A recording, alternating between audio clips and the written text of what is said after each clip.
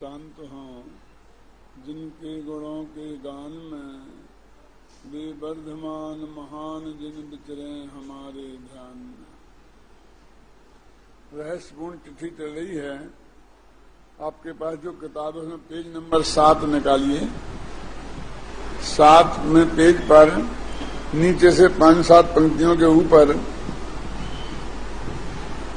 ऊपर से 5-6 पंक्तियों के ऊपर मति श्रुतियों और अवधियों ये सूत्र है तत्वा सूत्र का, उसके नीचे से अपन को पढ़ना है। तथा तुमने प्रत्यक्ष परोक्ष का प्रश्न लिखा। सो भाई जी, प्रत्यक्ष परोक्ष तो सम्यक्त के भेद हैं नहीं। चौथे गुणस्थान में सिद्ध समान छायक सम्यक्त हो जाता है। इसलिए क्या स्पीकर ठीक करो भाई।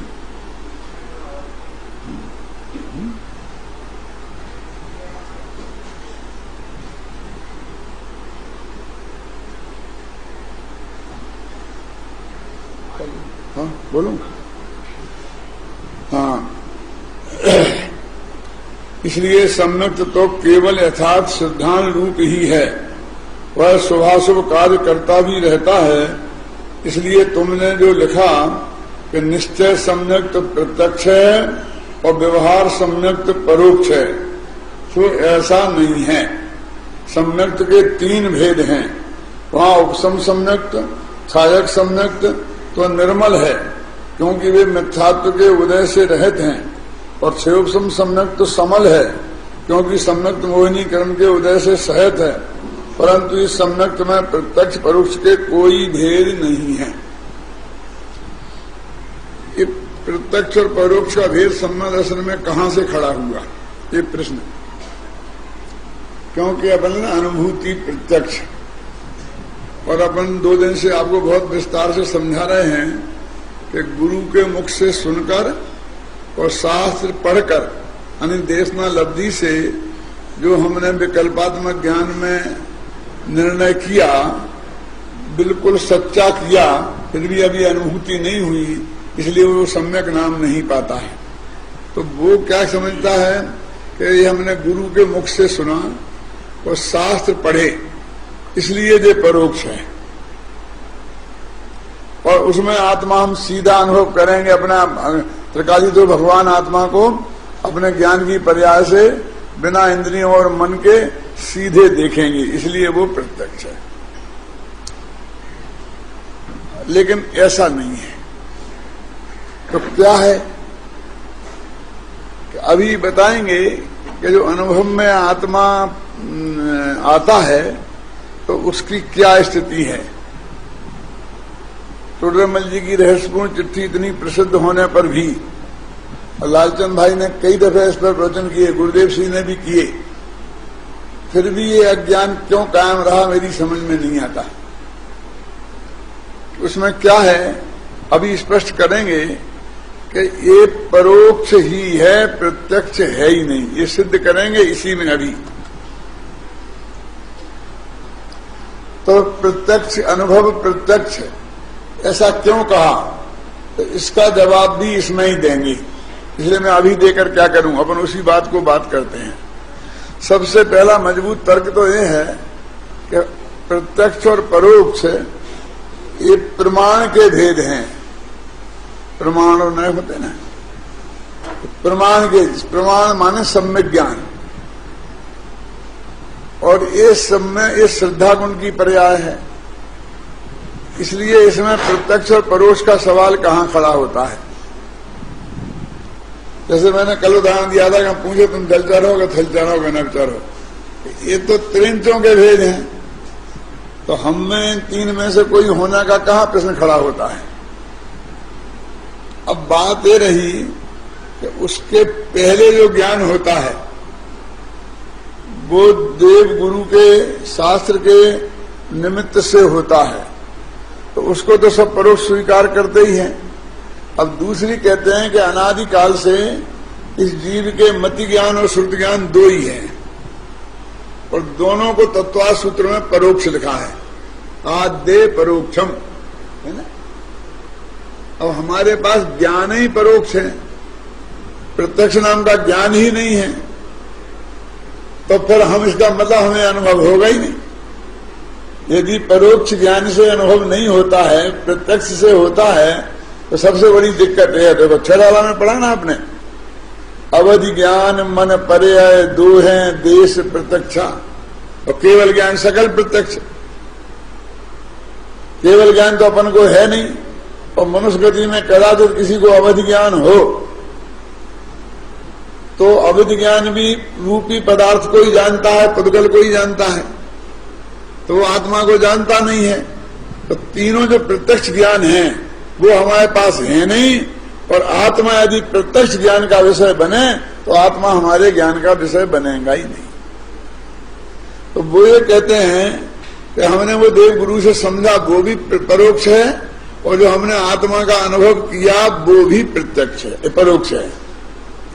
तो उन्होंने कहा कि देखो शास्त्र में एक तो होता है पारमार्थिक प्रत्यक्ष, सब इसमें लिखा है, घर पे जाके शांति से पढ़ लेना, और एक होता है साम व्यवहारिक प्रत्यक्ष।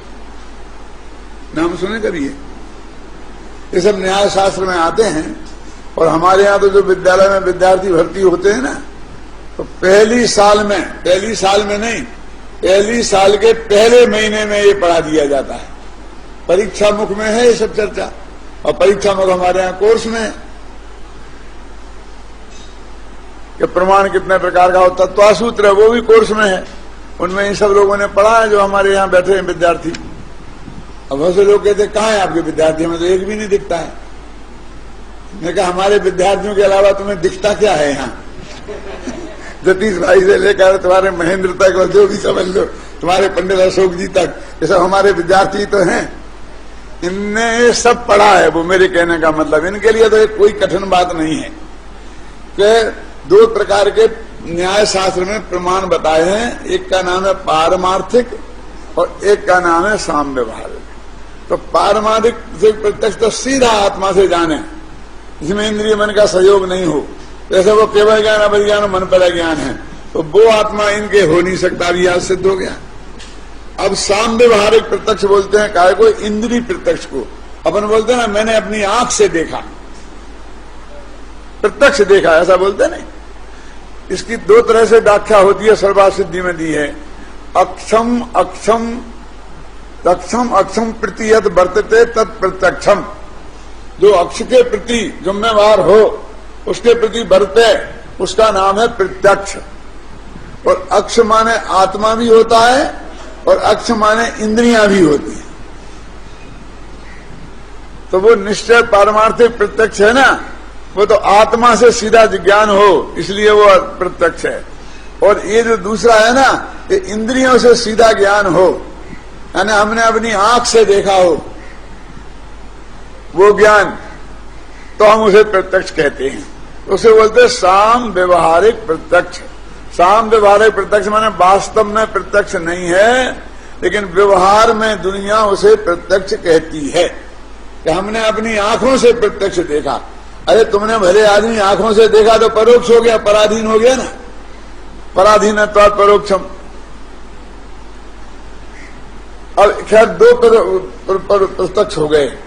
तो पहला प्रत्यक्ष तो वो कहते है ही नहीं, केवल ज्ञान जैसी निर्मलता तो है। आत्मा जब हम देखते हैं अनुभव में, जैसा केवल ज्ञान में दिखते हैं ना, असंख्य प्रदेश अनंत गुण, ऐसे अनुभव में बिल्कुल नहीं दिखते। तो कहते साम व्यवहारिक प्रत्यक्ष क्यों नहीं है? तो वो कहते हैं कि आंख से अपन जो देखते हैं ना, उसमें जितनी स्पष्टता है, निर्मलता है, आत्मा के अनुभव में, आत्मा के देखने में उतनी निर्मलता नहीं है। ये बहुत गजब की बात है। आत्मा उतना साफ भी नहीं दिखेगा। क्या कह रहे हैं नवीचंद जी? मैं आपको जितना साफ दिख रहा हूं ना, अनुभव में आत्मा सम्य दृष्टियों को, छठवें सातवें गुणस्थान वालों को उतना साफ भी नहीं दिखता, धुंधला धुंधला दिखता है। कहाँ लिखा है इसमें? निकालो भाई, देखो तुम्हारे उसमें पेज में नंबर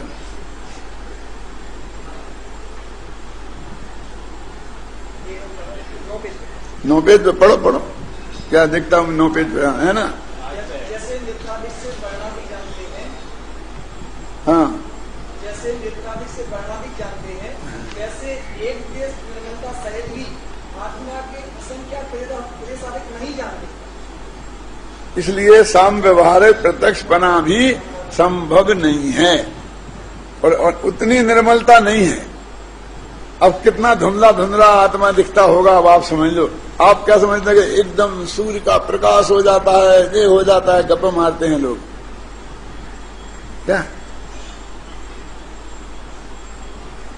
तो लिखा है ना कि अनुभव प्रत्यक्ष तो लिखा है, तो कहते हैं कि अनुभव प्रत्यक्ष लिखा, आत्मा प्रत्यक्ष कहां लिखा? ये अंतर समझ में आया कि नहीं आया? अनुभव प्रत्यक्ष और आत्मा के प्रत्यक्ष में क्या फर्क है कि जो आत्मा के अनुभव के काल में जो आपको अतीन्द्रिय आनंद की कणिका जगती है, जिसे रोमांच हो जाता है, तो वो जो अतीन्द्रिय आनंद है उसका प्रत्यक्ष होता है। इसमें लिखा है स्वाद का वेदन होता है। प्रत्यक्ष क्या है ना, आपने एक अंधे ने ऐसा उदाहरण दिया, एक अंधे ने लड्डू खाया,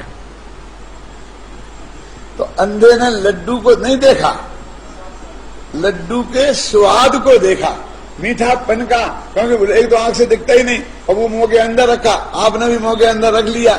अपन बच्चों से कहते हैं ना, आंखें बंद कर, आंखें बंद करो, मुंह खोल, और मुंह खोलता और अपन एक चॉकलेट उसे मुंह में रख देते हैं। क्यों? और बच्चे ने आज चॉकलेट तो देखी नहीं है और बोलते हैं क्यों, कैसी लगी? ये बहुत अच्छी। तो उसने क्या क्या क्या क्या जाना, बोलो? स्वाद। तो कहते स्वाद का प्रत्यक्ष होता है, आत्मा का प्रत्यक्ष नहीं होता है। अच्छा, एक बात इस चिट्ठी में और इससे भी ज्यादा महत्वपूर्ण लिखी है कि जो आपने शास्त्र से जाना है और गुरु के मुख से जाना है, जब आप अनुभव करोगे और सम्मा दर्शन हो जाएगा तुम्हें, सच्चा निश्चय सम्मा दर्शन, तब भी जो तुमने पहले जाना था उससे ज्ञान में रंच मात्र भी वृद्धि नहीं होगी। निकालो कहां है? ये सब इसमें लिखा है क्या? तो अपन समझते अनुभव में जाकर तो एकदम जगह छकाछक हो जाएगा, अभी तो हम कुछ नहीं जानते हैं। तो कहते कुछ ज्ञान बढ़ेगा नहीं। जैसे तुम आत्मा के अनुभव के पहले जितना जानते थे, अनुभव में जाकर के भी तुम उतना ही जानोगे। 10 पेज पे है ना, देखो बताओ, 10 पेज पे पढ़ो।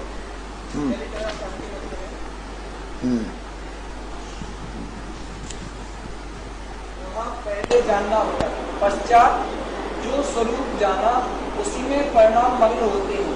परिणाम मग्न होने पर कुछ विशेष जानपना होता नहीं है। आप समझ लिखा ना इसमें, यानी और कोई नया ज्ञान नहीं होता है वहां पर। जितना पहले तुम था उतना ही था। तो मतलब ज्ञान तो तुम्हें शास्त्र से ही करना है और गुरु से ही करना है, वो ही काम आने वाला है और उसी में वो सम्मा दर्शन हो जाएगा रुचि से। और सम्मा दर्शन होने के बाद में भी उस ज्ञान में रंच मात्र भी वृद्धि नहीं होगी। एक ऐसा कैसे क्यों है कि आपने 10वीं क्लास की परीक्षा मार्च में दी और अभी आप मई में, कोई आपको 10वीं क्लास पास नहीं कर सकता। 10वीं में पढ़ते हैं, एक कहते हैं कि नहीं कहते हैं, और फिर जुलाई में आया रिजल्ट और आप पास हो गए फर्स्ट डिवीजन, तो आप 10वीं पास हो गए।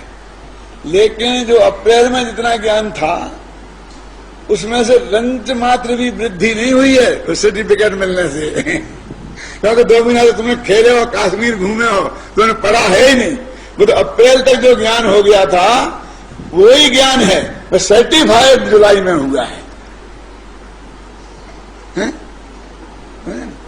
तो सर्टिफिकेट मिलने से ज्ञान बढ़ नहीं जाता है, लेकिन जगत नहीं मानता है। जगत का स्वरूप एक है, जो सर्टिफिकेट मिल जाएगा तब मानेगा। तो सम्य दर्शन ऐसे नहीं है। जब तक सम्य दर्शन तब होगा जब वो आत्मा देख लेगा, उससे ज्ञान में रंच मात्र भी वृद्धि नहीं होगी। क्यों? इसमें लिखा है कि आत्मा के प्रदेश नहीं दिखते हैं, गुण दिखाई नहीं देते हैं। अगर आत्मा में कितने गुण हैं? कह रहे क्यों माथा मारते हो, जब अनुभव करेंगे तब देख लेंगे। अरे अनुभव में कुछ दिखने वाला नहीं है। ये तो तुम्हें शास्त्र से ही पढ़ना पड़ेंगे और वही मानना पड़ेगा अनंत गुण है। क्या जो बाद में भी तुम मानोगे ना, वो भी शास्त्र से ही माने जाएंगे, है ना? एक दफे जब बहुत पुरानी बात है, ऐसी बहुत चलती थी बातें कि भाई ये क्या कर, अनुभव के बिना नहीं होता, अनुभव के बिना कुछ नहीं होता, जो अनुभवी की वाणी में जो बात है वो उसकी वाणी में नहीं है। तो मैंने ये निकाल के बताया कि उसमें तो इतना भी ज्ञान बढ़ता नहीं है। वो अनुभवी भी जो बाद में बोलते हैं ना हर्षद भाई, वे भी जो शास्त्र में पढ़ा था वो ही बोलते हैं, जो अनुभव में देखा था वो नहीं बोलते हैं, वो बोल ही नहीं सकते। वो तो वचनातीत है, वो तो इंद्रियातीत है। घी का स्वाद कैसा है ये उदाहरण दिया है, बोलो। वो तो जाना जा सकता है, बोला नहीं जा सकता है। तो जितना उपदेश होता है वो तो सदमस्त जीव, चाहे मुनिराज हो चाहे गृहस्थ, वो हमने जो पुराने शास्त्रों में पढ़ा है और गुरु मुख से पढ़ा है वो ही आपको समझाते हैं। इसलिए चाहे वे अनुभवी हो चाहे अनुभवी नहीं हो, इसलिए मैं अनुभवी की महिमा कम करने के लिए ये बात नहीं कह रहा। मैं इसलिए कह रहा हूं कि आप एक एक जगह अनुभवी की सील कहां देखते फिरोगे, और तुम्हें इस पंचम काल में रह करके आत्मा का कल्याण करना है कि नहीं करना है। तो जो उपलब्ध है उन्हीं से समझना पड़ेगा ना। तो इतना देखो ना कि आगम के प्रतिकूल नहीं है, आपके गुरुदेव की वाणी के अनुकूल उनकी वाणी है कि नहीं है, है ना। और इसमें यह भी लिखा है कि गुरु मिथ्या दृष्टि रह जाए और शिष्य सम्य दृष्टि हो जाए। तो क्यों हो जाए?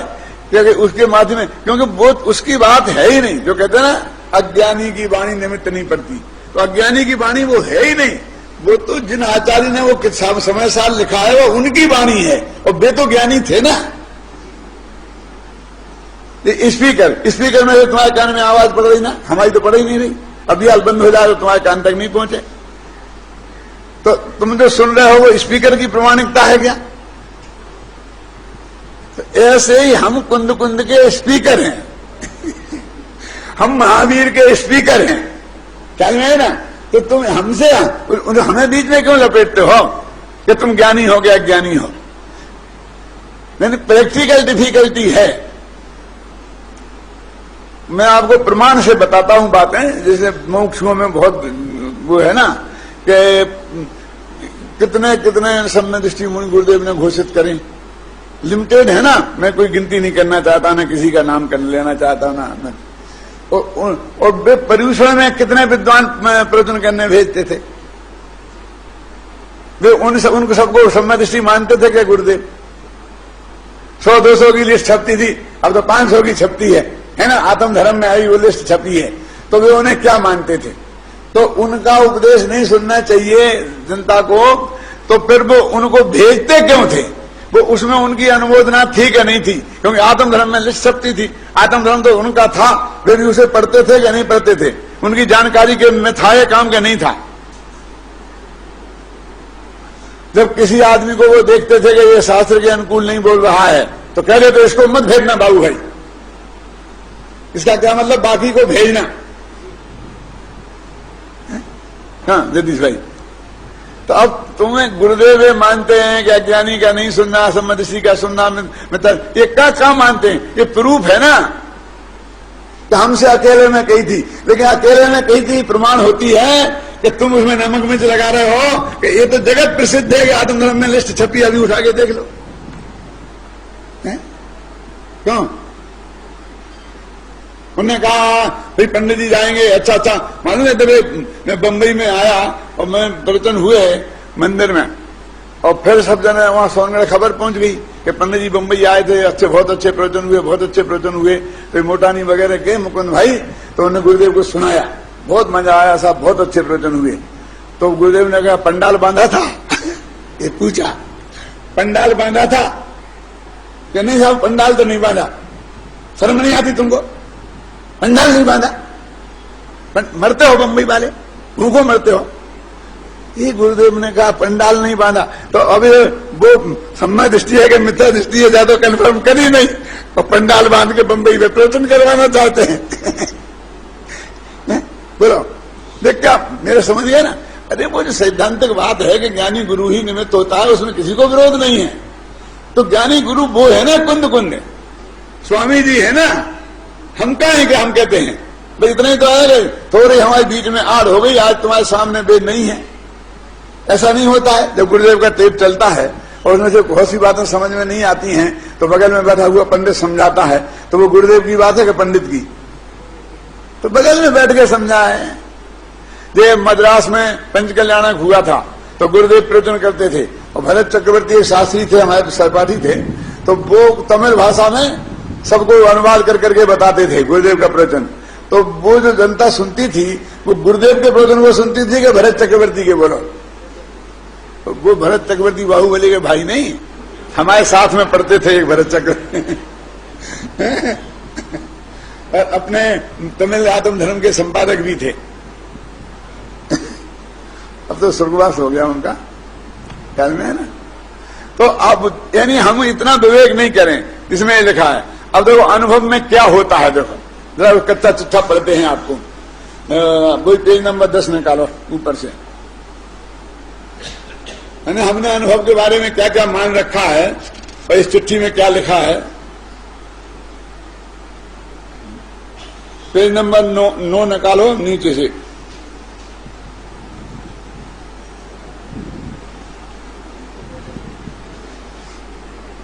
नीचे से दूसरा प्यारा।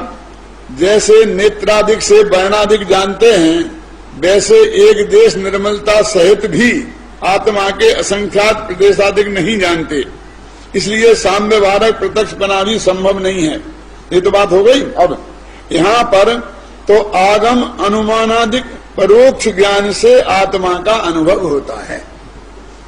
नीचे जी साहब कितना साफ लिखा। और अब जैना आत्मा कैसे होता है, वो विधि पूरी आधा पेज में है। जैनागम में जैसा आत्मा का स्वरूप कहा, जैनागम में जैन शास्त्रों में, उसे वैसा जानकर उसमें परिणामों को मग्न करता है। वो उसे दिखता मिखता कुछ नहीं है। शास्त्र में लिखा कि भगवान आत्मा त्रिकाली है, ज्ञान का पिंड, आनंद का केंद्र, गुणों का गोडाउन, शक्तियों का संग्रहालय, जो विशुद्ध बुद्ध निरंजन निराकार, और ऐसा समझ के और इसमें परिणाम मगन करता है। उस वक्त ऐसा नहीं कि इधर आत्मा दिख गया और उसमें मगन करता हो। जो उसके सुनकर जाना और उस जानने से जो ज्ञान हुआ, उसमें आत्मा के उस ज्ञान में जैसा आया, जानने से आया, यानी ये आत्मा असली नहीं आया, उसमें वो अपने परिणाम को मगन करता है। जो अनुभव में क्या होता है देखो, मैंने कहा कच्चा चिट्ठा अनुभव का।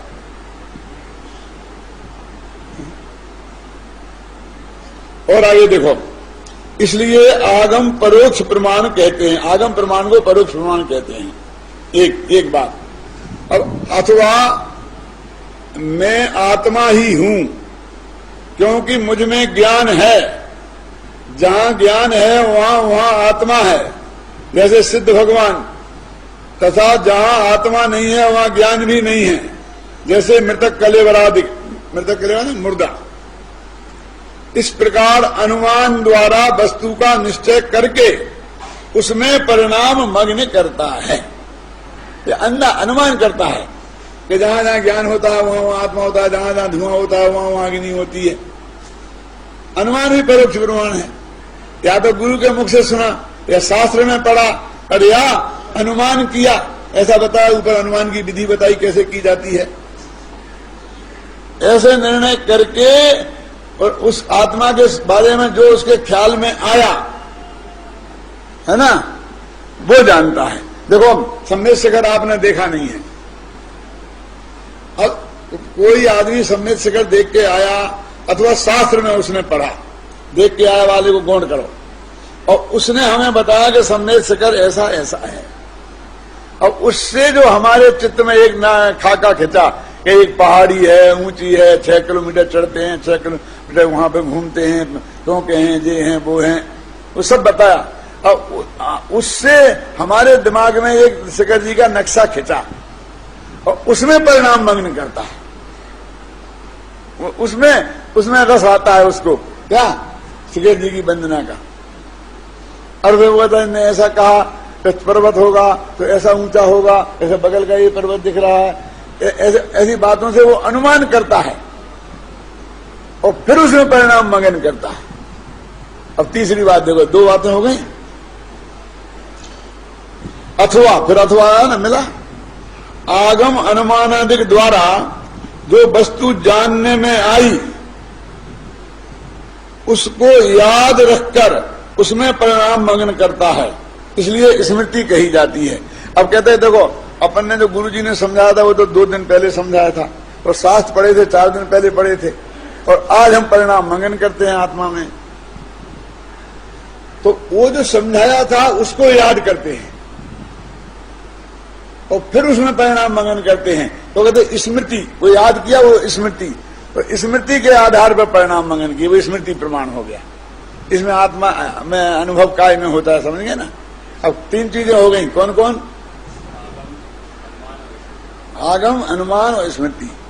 माने आगम से जाना और फिर उसमें परिणाम मंगन किए, अनुमान से जाना उसमें परिणाम मंगन किए, फिर हमने पहले जाना था, अब उस वक्त परिणाम मंगन करने की फुर्सत नहीं मिली थी।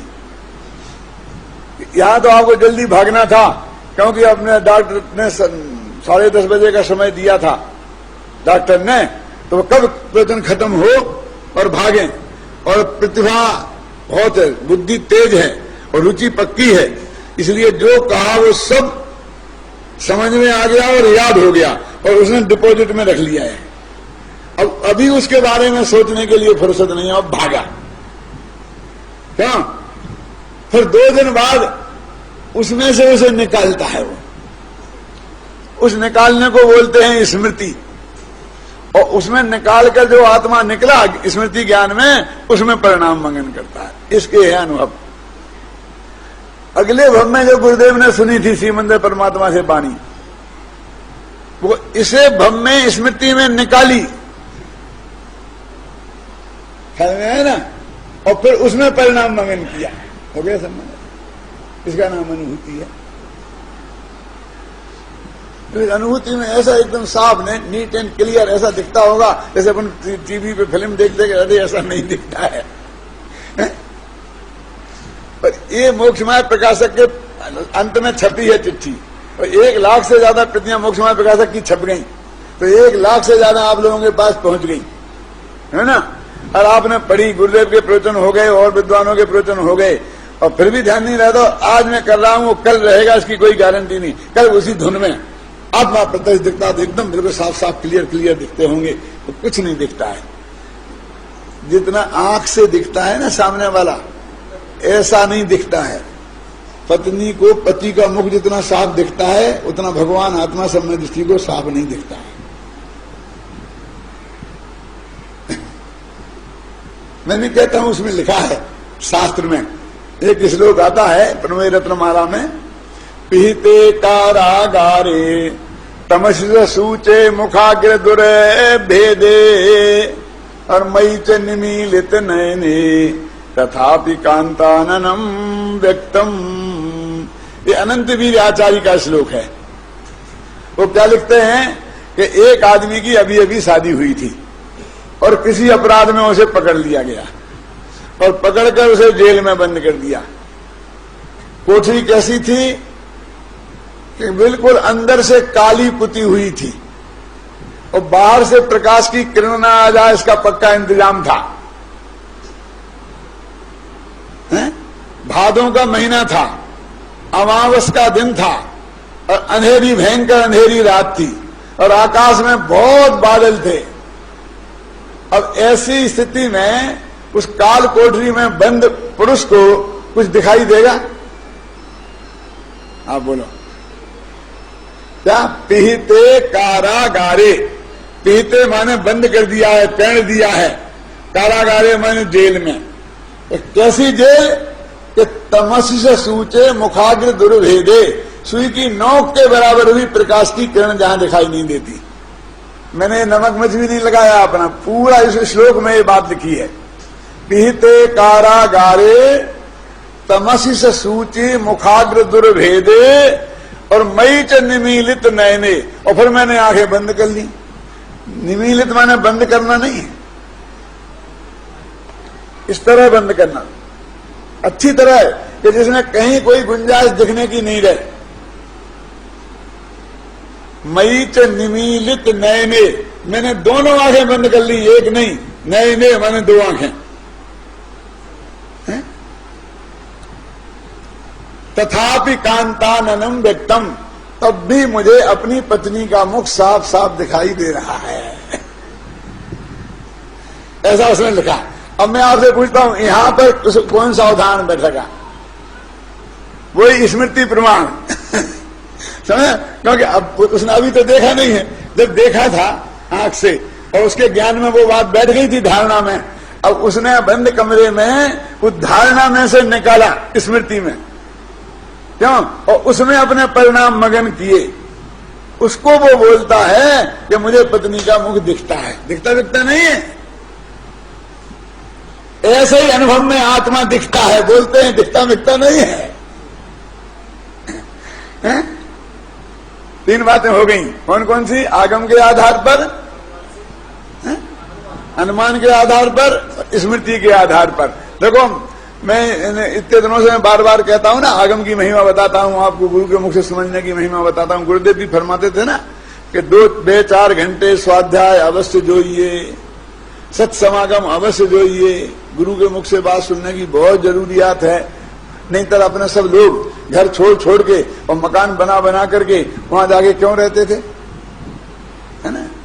मुंबई छोड़ के, गुजरात छोड़ के, कलकत्ता छोड़ के, कितने भाई वहां जाकर के रहते थे कि नहीं रहते थे? क्या शोभामल जी, आपके पापा जाकर के वहां 4 महीना काय को रहते थे?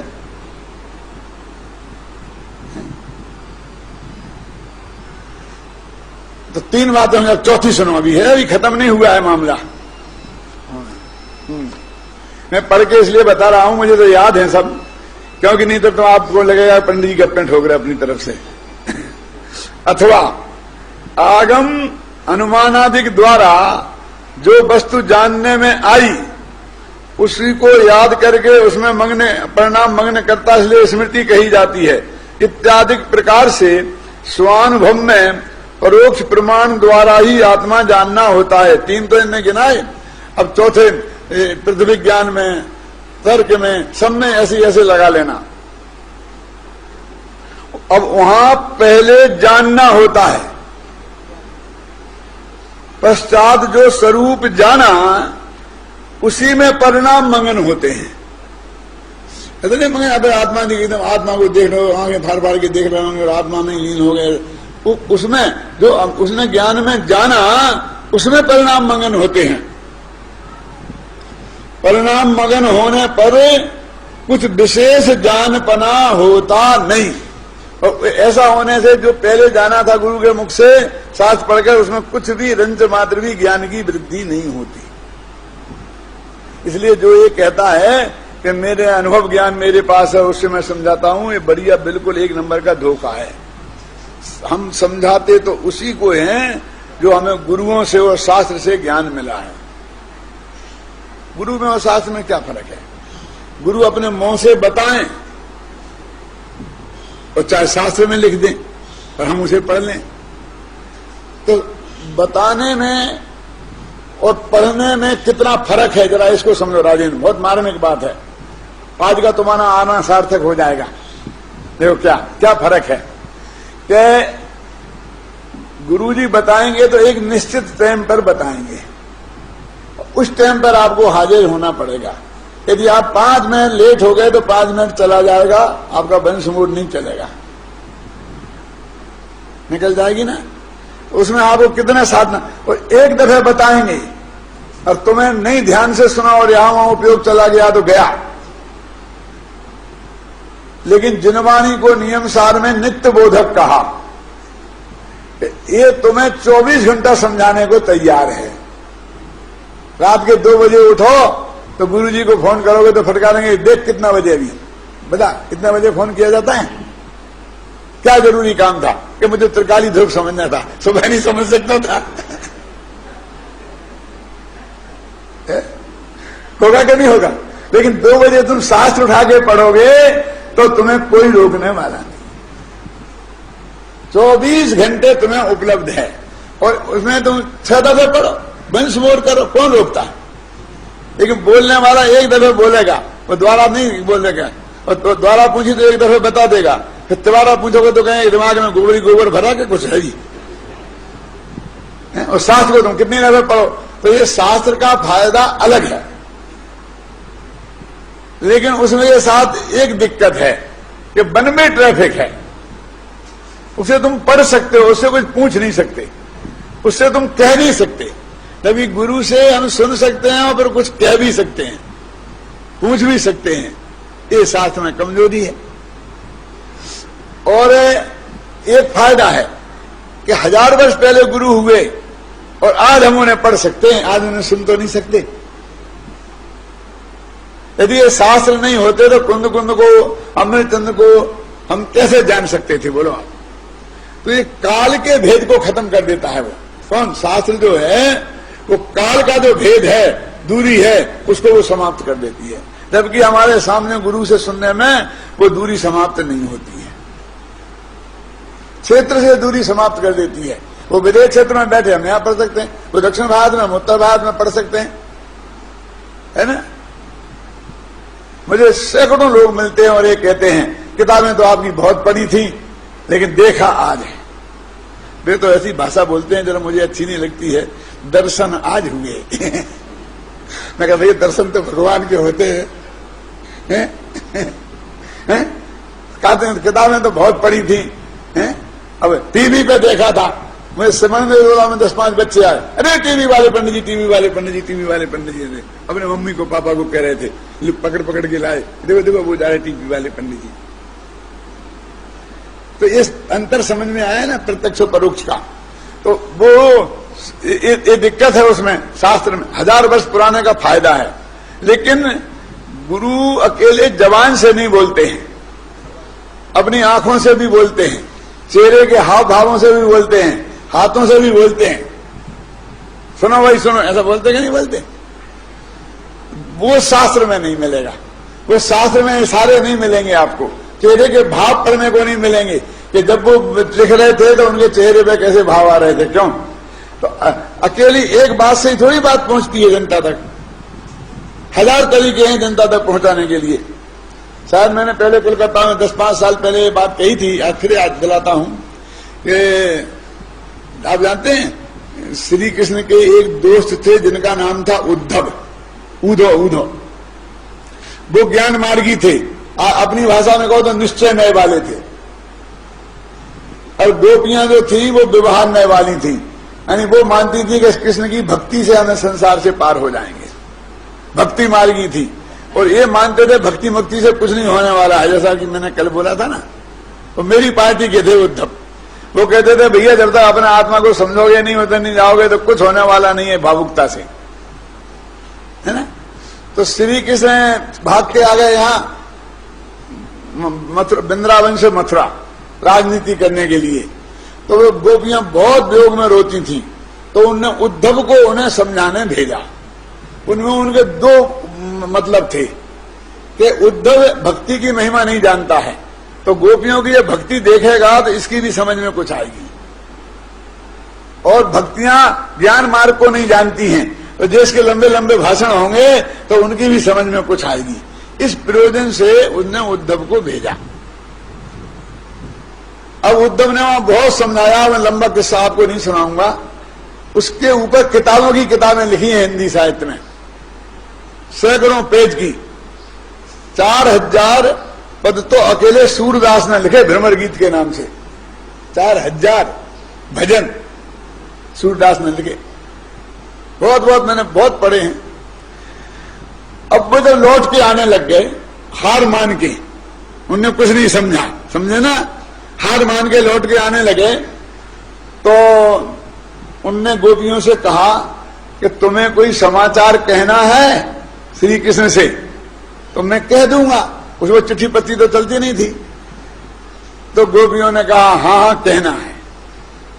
इतना कहा और गदगद हो गई, आंखों में आंसू आ गए और कुछ बोल नहीं सकी। उद्धव बोले, श्री कृष्ण ने जाते ही पूछा, बोलो कुछ कहा गोपियों ने, कोई समाचार? कि हाँ, ने कु कही बैनने अनेक कही नैननी और रही सही सो कह दीनी हिचकीन सो। आया समझने? बैनन माने बातों से तो बहुत कम कहा, इतना ही कहा कि इतना कह देना आगे नहीं बोल सकी। और बाकी बात आंखों से कह दी, आंखों से आंसू की धारा बहने लग गई। और जो कुछ बची थी वो हिचकी आने लगी। हिचकी समझते हैं, बोल नहीं पाए, शब्द नहीं निकले। तो नेकु कही बैननी, अनेक कही नैननी, और रही सही सोऊ कह दीनी हिचकी में सौ। उद्धव बोले श्री कृष्ण को समझ में आ गया कि सब कुछ समझ में आ गया कि मेरे वियोग में वे कितनी दुखी हैं। बस यही तो बात उन्हें कहनी थी और यही मुझे जाननी थी। तो अकेली बातों से बात नहीं होती है, बहुत सी बात आंखों से भी होती है और बहुत सी बात हिचकियों से भी होती है और चेष्टाओं से भी होती है। शास्त्र में वो नहीं हो सकती। ख्याल नहीं ना, सीधा सीधा पढ़ना पड़ेगा आपको। ये प्रवचन मैं कर रहा हूं ना और आप सुन रहे हैं, रस ले रहे हैं। तो मैं यही लिखूंगा किताब में तो आप ये नहीं देख पाएंगे जो अभी आपने देखा है। जो सुना है वो तो पढ़ लेंगे है ना, देखा है। देखो गुरुदेव श्री के प्रवचन अपन लोग सीधी से सुनते हैं कि नहीं, लेकिन जिनने गुरुदेव श्री को वर्षों साक्षात सुना है उन्हें तो एक एक प्रवचन की एक एक बात पर उनका एक्शन ख्याल में आता है। जब ऐसा कहते थे तो ऐसा बोलते थे, ऐसा उनका चेहरा होता था। आता कि नहीं आता? और उन्हें जो मजा आता है, और जिनने गुरुदेव को देखा ही नहीं है उनकी में तो मजा आत्मा आत्मा आत्मा, हमें तो नहीं, हमारे लिए तो जुगल जी का लगा दो, डॉक्टर साहब का लगा दो, हमारी समझ में गुरुदेव का नहीं आता है ना। ऐसे देश की पोजीशन, यानी सामने जो सुनना है वो। इसलिए गुरु का महत्व अपनी जगह है और शास्त्र का महत्व अपनी जगह है। यदि गुरु के पीछे पड़ जाएंगे तो 24 घंटा हर जगह आपको उपलब्ध नहीं होंगे, न मालूम कहां मिलेंगे और कब मिलेंगे। और शास्त्र के अकेले पीछे पड़ जाएंगे तो गुरु के माध्यम से जो इशारों से बात समझ में आती है और हम प्रश्न करके उत्तर करके समझ सकते हैं, वो लाभ नहीं होगा। इसलिए दोनों का लाभ लेना चाहिए, काय का? गुरु का और शास्त्र का। और दोनों से आत्मा का स्वरूप समझो और उसी में परिणाम मगन करोगे तो अनुभव हो जाएगा। और अनुभव में कोई और तुम्हें जानने को मिलेगा। इस धोखे में मत रहना, उस भरोसे में मत रहना। जानने को तो यहां ही मिलेगा।